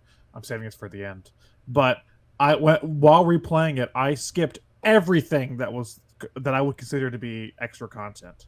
That includes Swanky Kong. Whenever you go to Swanky Kong's funky house, whatever you call it, you go in there and you play games, and it teaches you how to throw and stuff, and it has like little mini games and stuff. I believe. But a long time since I've done any of that. When I got to Bleak's house, I forgot how the hell I did any of this. So I was just like, "What the fuck's going on?" And then I remembered I have like throw snowballs on like 2 different planes. But I was so confused for like a good 30 seconds started the boss fight because I didn't do any of the side stuff, so I didn't learn how to throw snowballs. Yeah, this is a novel yeah. boss. Yeah. I like this. Like, I think it does show some Yeah. of the system capabilities. It's like a different style. It's like kind of more of a 3D look. You have like a foreground, a midground, and a background where the boss comes in the midground and the background, and it kind of gives me some of those like Duck Hunt vibes, I guess. And the snowman goes between layers. Now, I the first time I died trying to figure out, oh, you can't throw the snowball between 2 levels. I didn't do that extra shit either. But I mean, I figured out like just messing with the controls. Oh yeah, pushing down on the control stick changes the directional input. It was a challenging one, but not that challenging. It's still on the easier side. I liked it for what it was. I liked that like the snowman reappears in like Banjo-Kazooie. I don't know if it's identical, but it's like it's basically the same concept. I think he has the same kind of laugh too. You know, I was getting. It's weird. I wasn't getting Kazooie vibes. I was getting Clay Fighters. You guys ever play Clay Fighters? Looks like the snowman in that game. He does look like the snowman in Clay Fighters. Don't Yeah, ever bring I that was- up again. I was like, what the hell? The crossover we all wanted. You could argue that Clay Fighters was almost a response to Donkey Kong because of the graphic style. Yeah, it had a really unique graphic style too. Yeah. Probably the best boss in the game, right? That's really cool. It is a cool boss. I don't know if I'd go that far, but I mean, it's up there. it's fun. Fun time. Like once I remembered I could throw snowballs in 2 different, level planes and foreground and background. I was like, oh, this is fun.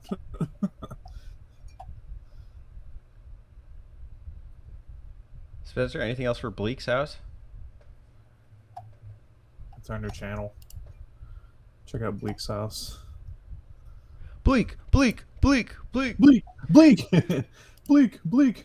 Man, fighting Bleak had me on the razor's edge, but Like nothing maybe compares to being on the razor ridge. I thought you were gonna say Mirror's Edge. I thought you were Nothing going to say compares to Ridge Mirror's Racer. Edge. I know you like modern games, Spencer, but you gotta chill with Mirror's Edge. I thought you were going to say you played this game on your Razor Kishi Razor Kishi, yeah. while Yeah. sitting on a ridge. Nothing compares to my Gillette razor. Well, You've heard Razor's of- Edge, You've heard of It's Ridge a little- Razor. Now it's time for Ridge Razor. Razor Ridge is a little bit unique in that it has 5 stages and a boss stage. It's a little unique. The I level- put that on the little Levels, scale. levels include Buzzer Barrage, Bzz. Confused Cliffs, I'm really What? confused right now.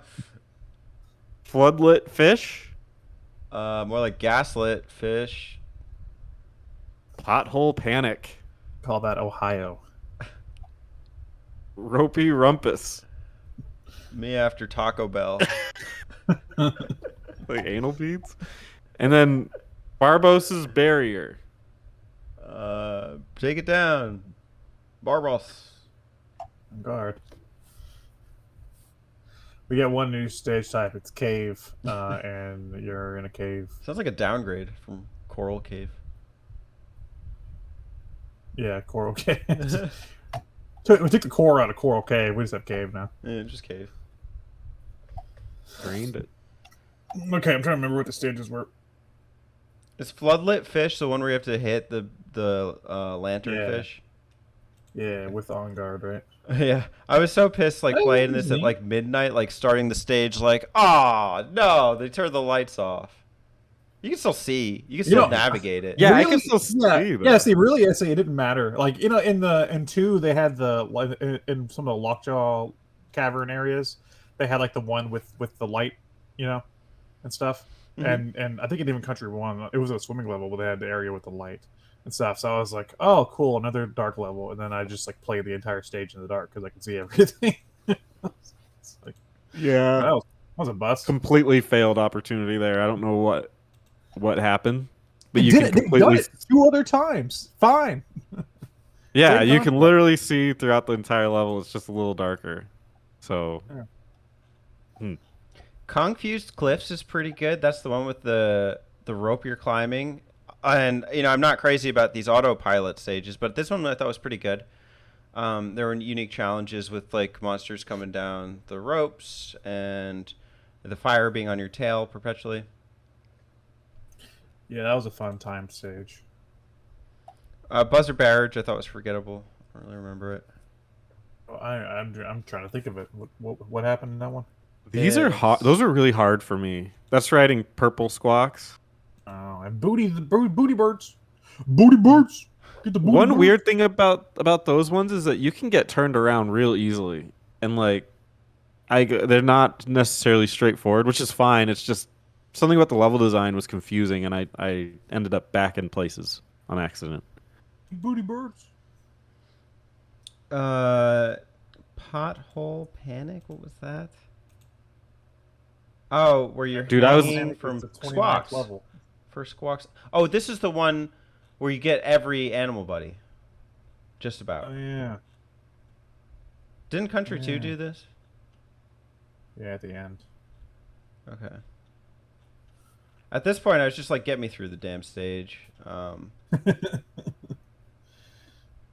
was like, this is fine. It's fine gimmick, I guess, but like, I wasn't in love with it. I guess you don't really see a lot of squawks action through the rest of the game, so I mean, it's kind of nice to start with them. Or squaction, as we call it. Squawction. Squawction. The squawks auction. The squawction. We're starting a bit. So we got to talk about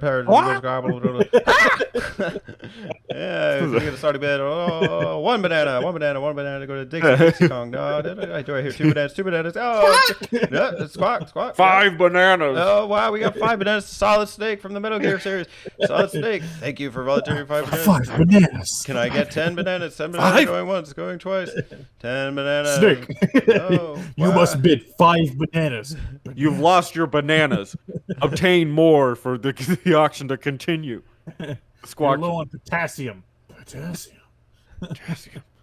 And we have a final order. 5 bananas for Solid Snake. Solid Snake, come up and claim your squawks. Yes. Squawks. Smash when you're Squawks.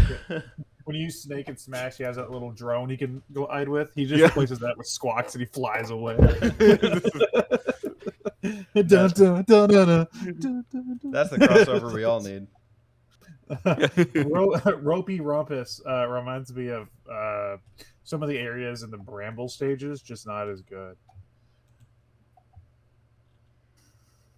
Yeah, unimpressed with this one. So, Barbus. Holy Barbos? fuck, this one was so hard for me. I this took a lot of tries for me. Just I'm not good at water stages, and this one has a lot of intense water action. It was cool when you use annoying on-guard. because there was like 3 phases, and then the third phase was like extended. So Barbus is a what kind of clam? A barber clam? Barber? It reminds me of that fucking thing from this first area of Super Metroid. You guys know what I'm talking about? like one of the first bosses you have to fight in Super Metroid to like close it up. I just remember Kraid. I don't remember. And You have to shoot the missiles into it. It's like looks like a sideways version of this. oh like a clan that yeah, opens yeah. up. It's really not a boss. It's like kind of just like a fake boss. Yeah, that's like a mini boss. Yeah, that's like a mini I can boss. see that. That's what this reminded me of. I was like, oh, playing Super Metroid with on-guard. It was annoying because he sets up like these mini barb clams as like defenses, and then he shoots the regular ones up. But hitting them is tricky because if you hit them while they're closed, you take damage, and you can only take 2 hits max. And then you have to like ricochet them off of the walls into his defenses. So there's not like a great science to it, but eventually you can get it. And then you need to time when he closes in and comes out for when to hit his like jelly interior. So that part's pretty hard. The next part's not too bad with the little squid missiles. I don't even know what they are. The little Whistles. conch shells. Squidsels. Yeah, squid souls. You have to Pretzels. hit his interior defense there, and then the last part becomes kind of like a shooter dodger, where he starts shooting his spikes at you. A bullet hell. A squid hell, a clam hell. I'm in clam I hell. like this boss. It was fine. It was a good boss. Just boss, very hard yeah. for me. Good boss. Okay. Coral. Moving on to the final area. Not really, but it's the final one we're doing. Spencer, take it away. Oh no, Yeah. it's not Spencer. It's Teddy. Spencer just did this one. Okay. Welcome to Chow's Core. Can I take your order? Gonna start with conveyor rope clash. That's how I like my sushi. jungle stage. Well, weird. Creepy caverns. Spooky. Lightning lookout. Look out! What the fuck was this mechanic? Anyway, keep going. Coin dozer clamber.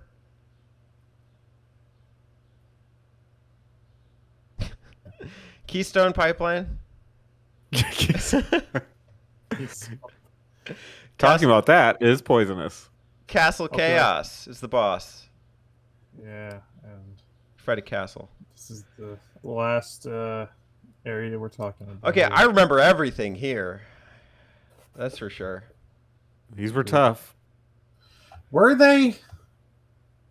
I Okay, thought so. just please enlighten us, Alex, about Lightning Lookout. How the fuck do you do this in the most efficient way possible?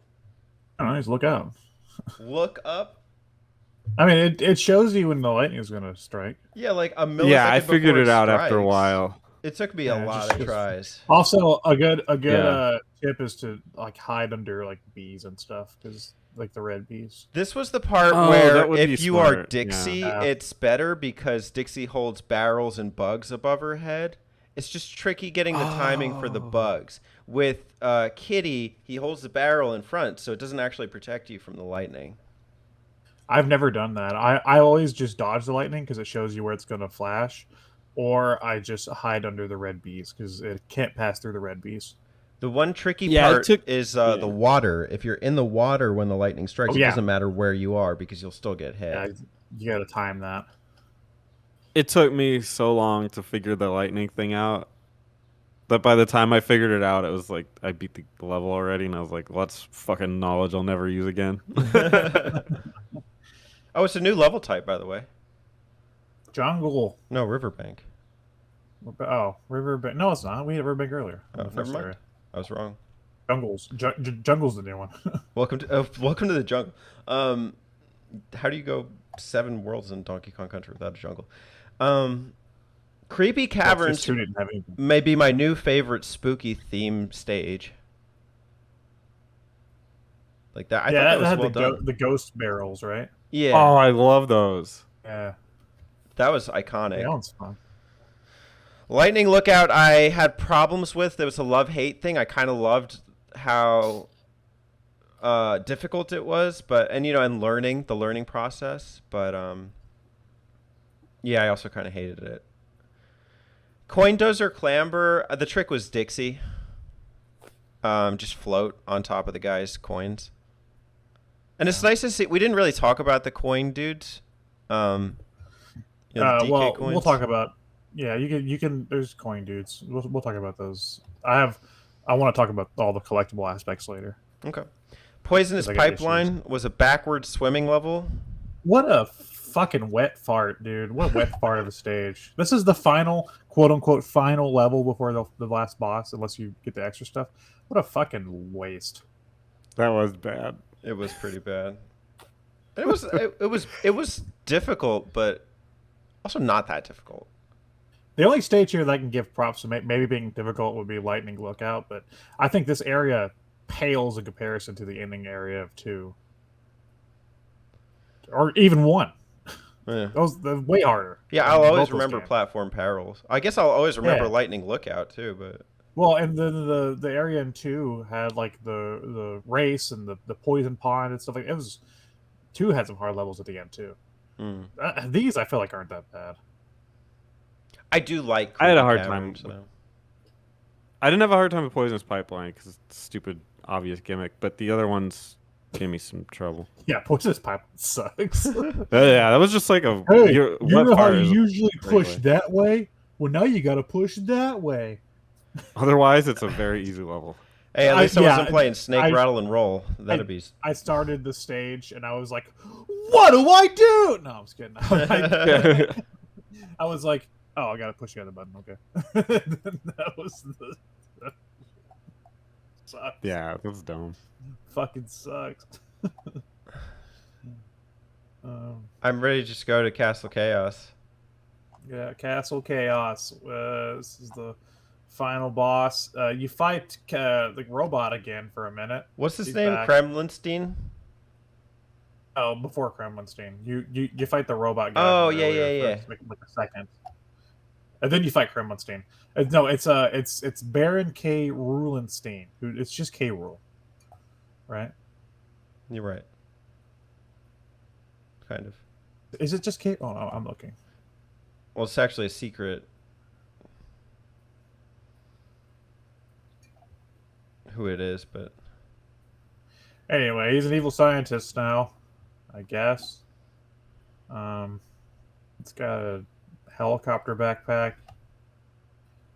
This is a tough fight. Throw a barrel at it. you know, initially it was learning the process, but I actually didn't have that hard of a time with it.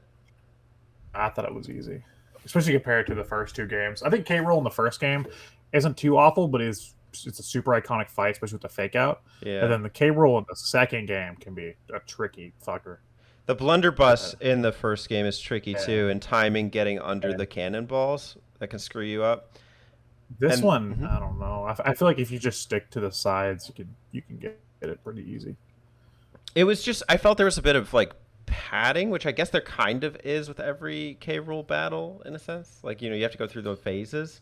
And the first phases actually aren't that bad, and then it gets, you know, more difficult. The trick for me was as Dixie, when he first starts off, to hang on to the lever, drop the barrel, and while he's coming at you, float over him, come back to the lever, and then float over him again while he's coming out, and that way you can end up behind him.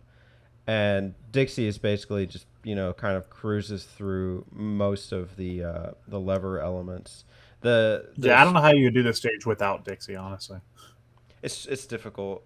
I did manage to do the latter phases with Kitty in my first attempt, but no, Dixie's the best. How did you do it, Spencer? Yeah, I used Dixie for most of it. I think I used Kitty to beat when he was in his K. Rool form. I think I used that and had more success. Just rolling and running through it. But it was a tough one for me. It took a lot of tries. The timing kept changing because of the different forms he was taking. So it was throwing me off, and having to hit his back was hard. Although with I guess with both of them, but it was easier for me with Kiddy Kong. You could throw it over his head if you're accurate enough and still make it work. And I did that once, and I thought that was kind of cool. But yeah, tough fight. I had a good time with it though. It was fun. I like the electricity. It's neat. You shock him. Yeah, he changed so much. He was never static. Really like fried alligator soup, you know. Fried alligator soup. Fry an entire alligator then make soup. Yeah. Oh, you know what? He has dialogue after you take out the Chaos Carnage, and then he appears, and he literally steals a quote from Scooby Doo. Yeah. Yeah. Yeah. I would have got away with it if it weren't for you meddling kids. Do you think maybe they just had like Scooby Doo on in the studio? Yeah.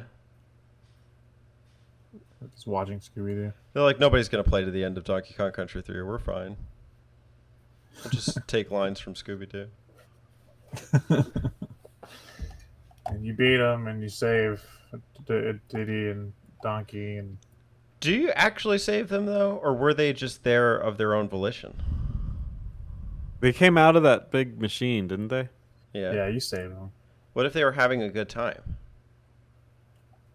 You saved them from themselves. Having a good time. True. The saving they were they just gonna- didn't know they needed.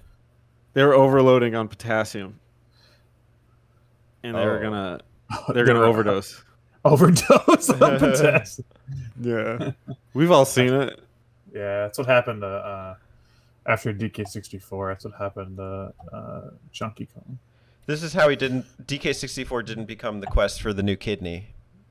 Because we saved them from overdosing on banana rum. Well, you never see Chunky Kong after DK64 because that game was so successful that he had a real banana problem after that game came out. And The VH1 yeah. behind the game on that. Chunky, yeah, it's like interviews with the entire cast. Blinky's like, I didn't know Chunky that well after the game. Chunky, you got a problem. Chunky, you got a problem. Shut the fuck up, Blinky. No one likes your weird ass anyway. He shot me with a banana cannon. And we were all trying to have this intervention, but it just wasn't successful. Okay. Where's my banana rum? In the fridge.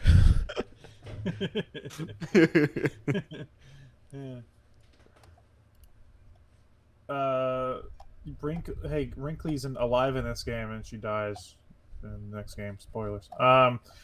So yeah, that was DK Country 3. There is a final stage. There's an 8th area, which you think would be there anyway. Let me tell you guys about my problems with this game and this 8th area. So, the original Donkey Kong Country is a fast, fun platformer with there's not really a lot of collectible elements beyond like the Kong letters and like there's some secret areas you can access and stuff. But other than that, it's kind of a straightforward romp. It's a fun run through the game. It's built for that, and it's really fun. The second game is also built like that as well. You can just run through the game and have a good time. But there are collectibles in the second game that unlock a bonus lost area. It feels like a bonus. Whenever you finish Country 2 without the bonus area, it's still Country 2. It's still a great time. Country 3 adds in a stupid amount of collectible elements. These fucking stupid-ass bears that you have to trade coins to. The fucking banana birds. There's a whole-ass lost 8th world. And it feels like just straight-up padding. It feels like they were like, okay, well, the game's meant for speed and fun and platforming, but let's just slow all that shit down to make the game all about collectibles and just pad this game out. Let's just cut out the 8th world and make them, like, earn that. And it feels fucking worthless. And I absolutely hate that aspect of this game. It just weighs it down for me. And, like, every time I accidentally walk into one of those stupid fucking bears shops, I'm like, how do I get out of here? I was like, skip the cut. I don't want to be here. Like, it's awful. What the shit, Cranky? Fucking awful. Wait, so why I don't know what they understood the core aspect of the first 2 games, but it wasn't this. So you don't have a problem? You think that? I just want to understand this because Donkey Kong Country 2 is like that same kind of like last world mechanic, if I'm remembering correctly. But it it's a It bonus. feels like an extra. Yeah, thing, the game is a complete package. Otherwise, this one just doesn't feel complete to you. Okay. No, it feels like it ends way too early. Then they're like, "Oh, there's another world, but you got to collect shit." Okay. It feels, it's awful. I don't like that aspect of the game at all. Spencer, how do you feel about Donkey Kong Country 3? And that concludes my rant. Well, Alex, that I think what they say these days is that's your truth, and that's beautiful, and I don't want to discredit that, but I'm about to. But what I would argue is that I don't think we're playing a Donkey Kong Country game per se. It is Donkey Kong Country 3, but I don't think they were trying to duplicate 1 and 2. I almost see this as some kind of halfway point to Banjo-Kazooie. Teddy brought up something earlier about how I can't remember where you brought this up. You mentioned Banjo-Kazooie in one part, and I was going to say something and I forgot.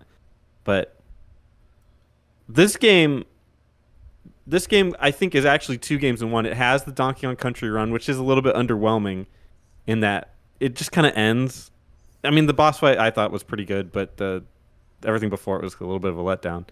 But I think you're supposed to play it as if the collectibles mattered, and they really wanted to give the collectibles some kind of importance, as opposed to where they saw maybe in other games they've tried it didn't really have that weight to it. And so they wanted it to be more of a progression-based side-scroller, which had really never, at least I'm sure it has, but I'm not a side-scroller guy, but never really been done to that effect. And I'm sure millions of people will say, this game in Japan or something did it. I don't know, whatever. But so I appreciated what it was going for. However, as Teddy mentioned, we were on a 48-hour time crunch, and I'm like, I'm not gonna play your 30-hour adventure of what you're intended for us to do. So we just got to get through it, and so we all agreed no bonus content, which I think is probably a disservice to this game because I think what it was going for was the collectible bonus content. So I haven't played the bonus area. Maybe you can speak more to it, Alex. But I'm assuming that some of that ties up Get some the of the banana birds and see the banana bird gone. That's true, actually. That's true. That's the honest God truth. There's a picture of it in the thing too. But no, dude, I feel like while you're right, that is probably what they're going for. I don't think the shoe fits. Yeah, you could be right. It's still like the run and jump DK Country gameplay. It feels like it's just mismatched here. Yeah. Me at least. No, I agree. It doesn't work, and that's the problem. But what I think they were trying. I can see what they're going for. Yeah. Yeah, and it just which maybe we're that would ready. make sense because at this point, I always have a theory that this is made by like the B or C team because at this point, the N64 had just released and stuff, and or was releasing, and I think the other teams were off making Banjo and GoldenEye and Diddy Kong and Blast Corps and all those games. So I think maybe the C team was like left behind to make Country 3. Can I ask you guys something? What and it does say here in the wiki page that they handed the game to a new set of developers, the management team. I was right. And it's talking largely about the game's graphics benefiting from that. But anyways, do you guys like what 2D platformers from that era have you ever been excited to 100% complete? Super Mario World. You 100% probably it? just Mario World. Yeah. Got Country 2. I have. Yeah, Country 2. Okay, so I guess within the series, you felt that Country 2 was like rewarding and fun to 100%. Yeah, well, Country 2 is not that offensive either. Plus, Country 2, you're constantly getting reminded that there's a bonus area because there's the thing with Clubba, and he's like, you want to enter my lost world? You got to bring me these coins. Bah, he bonks you out of there and stuff. Okay. So there's nothing like that on here that like is constantly reminding you that like there's reason to want to do stuff. Oh, there's tons of things reminding you. Except those fucking bears. Half the objects on the map aren't levels. There's people being like, "Bring me shit." Yeah. Stupid fucking bears that I don't give a shit about. Yeah. Welcome to Canada. I'd like a ski wrench. I don't know. I liked the differences that this was not just being like Country 2 felt like really like the levels felt really random. I liked the game, but like, when we mapped it out, like we mentioned that like the consistency between the levels was weird. This one I felt like back in the jungle or like back in like kind of like nature. And even though there were some mismatches in terms of music, in terms of even just collecting everything, I did go for KONG on most of the levels. It's just because of the 48-hour time span that I really stopped. I got a good kick out of a couple of them. Like if I'm thinking back, I'm not looking at the map right now, but especially in that last world with like the lightning lookout, I think even the mill stages are funny, like the mouse on wheels. Ellie is like okay. The bosses are pretty good. I think this is maybe this is a step towards DK64 even, or just N64 era bosses and platformers, where they make this like big dramatic thing out of it, where it's like you can see the boss name in big font on screen and a dramatic entry. Yeah. I think it has elements that I like. It's obviously not as good as Country 1 or 2, but I also don't hate it. I liked it more than I initially gave it credit for. When I initially played it, I couldn't help but compare it to Country 1 or 2. I think if you do that, you're going to end up jaded towards it for it. So Yeah, that's the thing. I agree as well. Is that I've been really harsh towards the game this whole time, but that's because I think it's a bad country game. I don't think it's a bad game. I think if you compare it to other 16-bit platformers, it can hold its own. But it's a bad country game, in my opinion. So, I have the music up. David Weiss composed the tracks Dixie Beat, Crazy Calypso, Wrinkly's Save Cave, Get Fit A Go-Go, Wrinkly 64, Brothers Bear, Bonus Time, Bonus Win, and Bonus Lose, while Evelyn Novakovic did the rest. Yeah, that's why the music isn't great. That's why we don't know her name nowadays. Well, I don't. I thought it was pretty good. Oh, dude, there was one of the stages I was playing that I was so fucking tired of the level theme, and I forgot which one it is, but I was getting so annoyed by one of the level themes, and I wish I could tell you which one it was. Alex beat this game in an hour and a half. And he got so tired if you do by the the math on music. that, it's kind of bizarre he could get tired of a song. Hour 37. Well, they repeat level themes. I want to say it was like one of like the waterfall or one of those like that like is constant in the middle of the game. Mm-hmm. But in this yeah, lady's one of them was defense, really her first work was composing part of the DKC soundtrack, contributing 7 tracks to the game. So I don't know what changed. I said, have you heard fart noises? And those changed her entire outlook on music.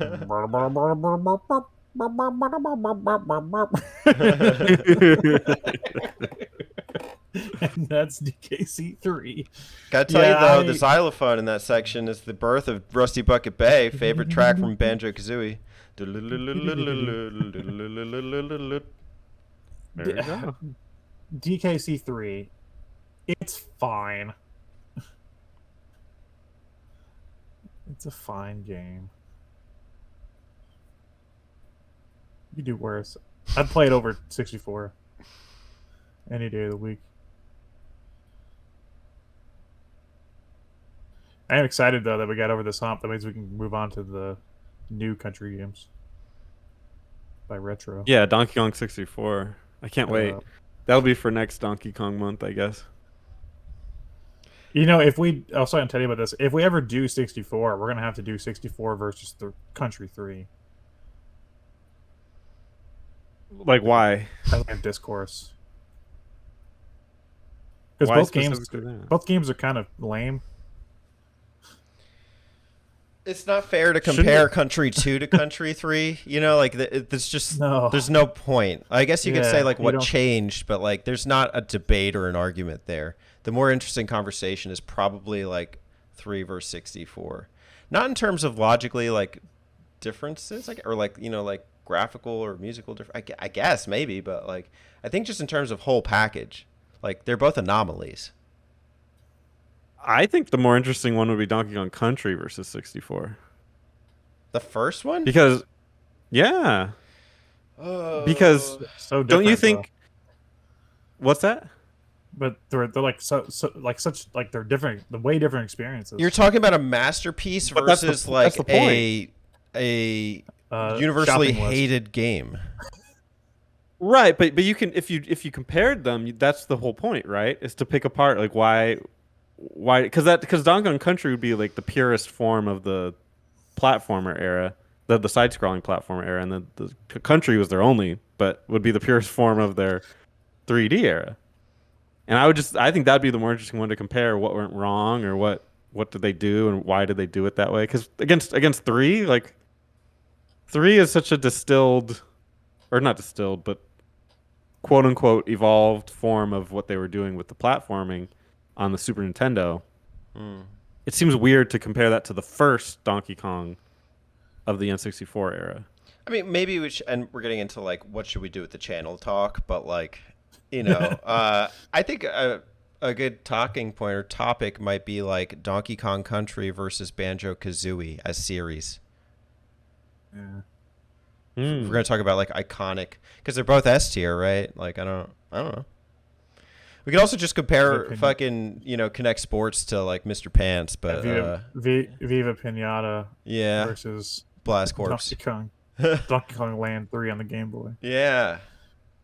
What went wrong? Yeah, what went right? What's the best game? What's the best game Rare ever made? Donkey Kong Country or Banjo Kazooie, and why is it Mr. Pants? We're still technically not done with the Rareware Country games if we touch the land games.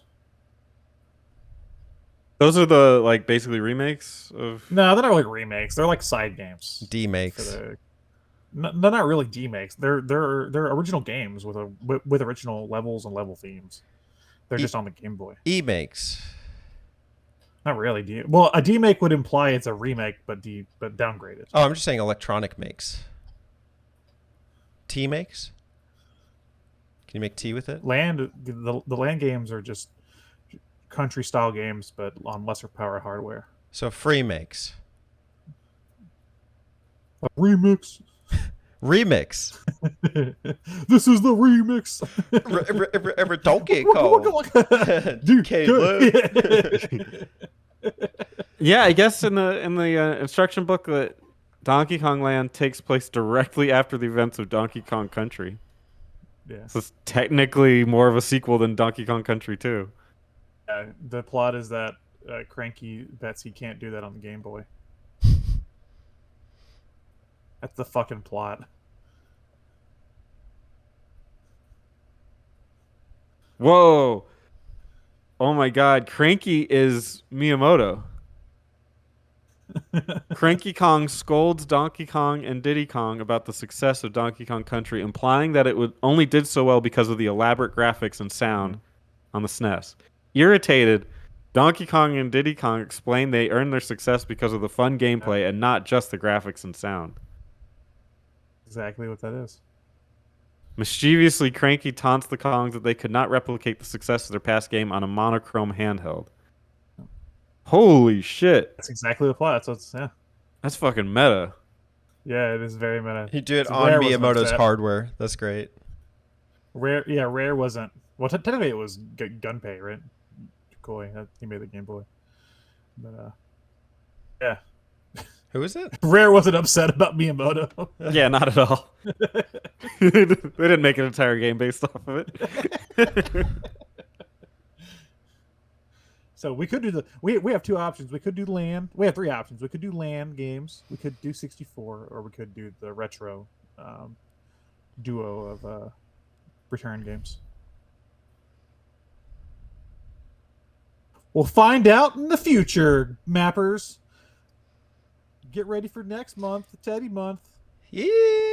Got a special map out performing for you. If you know the words, you can join in too. Put your pants together if they're not on. And we'll take you through Teddy month. Mr. Pants. Map out coming next month for Teddy month. Featuring Brian. Brian's pants on fire because he's rattling roll with his snake. I like the spider scenario. Can we go back to that? What if the spider is lactose intolerant? Could you force feed him the cheese? How about that's a lot of prior knowledge on the spider. New concept. Well, how did the spider get in the house? He's a big spider. Oh, do you want that to be the concept? In what scenario do you end up in a room with a giant spider? So I got off work one day, and I forgot before I left the house that I left the toilet seat up, like I always do. Bad news, Alex. Apparently spiders can and do eat cheese. Ah, fuck. Damn. Shit. Sadly, there was a slice of American craft cheese laying on the floor from last night's midnight snack. I'm slightly lactose intolerant though. Okay. So I could always hear me out. I could always eat the bag of cheese, and then sit directly on the spider's face and just fart as hard as I can, It could backfire, though. knocking the spider out. Yeah. But if it likes the cheese, it may enjoy the scent. The fart. Oh. Yeah. Can you knock somebody out by pure fart? We're gonna find out. Dude 39. Am I inhaling pure? Do not look that up on Rule Yeah, 34. I'll literally throw up. I know that's probably Watch live for Spencer throw up. Spencer looks up fart porn. Can't stomach it. I can't come to this. My boner. I'm not getting hard. Stop farting. Not working.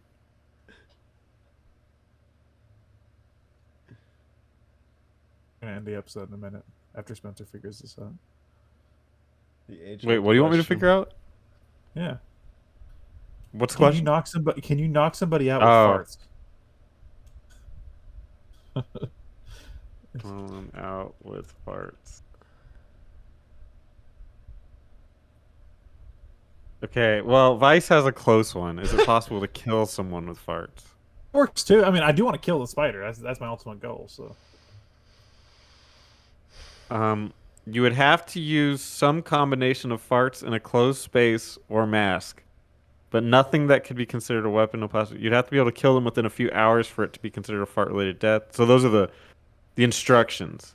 So I would just have to fart a lot and then stay in the room with the spider until it dies. It's just really awkwardly. No. So those are the Who dies those are first? the Me or you? those are the requirements. So here's what they discovered. Estimates vary on exactly how much of every gas is in every fart, because what you've been eating determines what's in your digestive tract. Apart from a very small percentage of smell-producing gases make up a kind of smell signature. The gases in your farts that can kill someone are called asphyxiants, which are very different from cytotoxic agents like mustard gas, which damage your cells on contact. Nitrogen, a gas that can be used to execute prisoners, and the asphyxiant found in greatest quantity in farts. Flammable methane is another such asphyxiant and can constitute a large percentage of your fart gas. We didn't even consider farting while the stove was on Oh my god! to make some If kind I of... eat all the cheese. Mm-hmm. Then I fart into the stove. It Blows all up. Yeah, like a double. I mean, if the goal is to kill the spider, it doesn't mean you can't die either. Yeah, exactly. Yeah, the goal is just to kill the spider. You could burn the copy of Shrek and fart over the on plastic, Yeah. melting plastic, while the stove is on, in a hot frying pan. Oh, that's the trick too, is heat up the frying pan. fart on the tortilla. And the knife. Eat all the cheese. You Fart can on the tortilla. Use the cheese to hold the melted or the hot knife. Okay. Okay. No. Here's the plan. I burn the tortilla with the frying pan. Okay. So it's a hardened disc, and then I shred the DVD copy of Shrek to make pointed edges on the burnt tortilla. Then Okay. I eat all the cheese. I fart all over the burnt tortilla, and then I fart into the stove to light the tortilla on fire with my fart, and then I sling it at the spider with the frying pan, creating a fiery flying fart tortilla of death.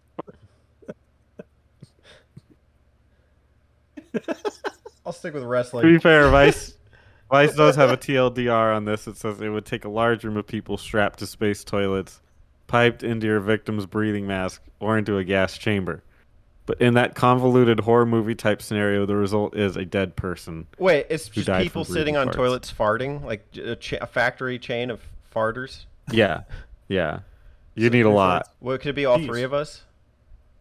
Yeah. I mean, if I'll get- Alex has a block of cheese, maybe. If we all get well, if we all have a bag of shredded cheese, we just devour it. Same time. Terry will love it. Can we all kill the spider? Put it in the comments below, everybody. Good old Eric. Well, this has been Country 3. Bye.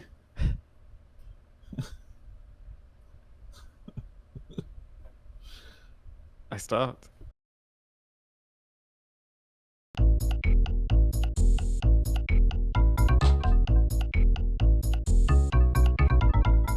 Hit the subscribe button if you haven't already, so you can catch more awesome Ape Wild content. And then also, why don't you hit the notification bell so next time we release something ape shit crazy, you can listen to it immediately.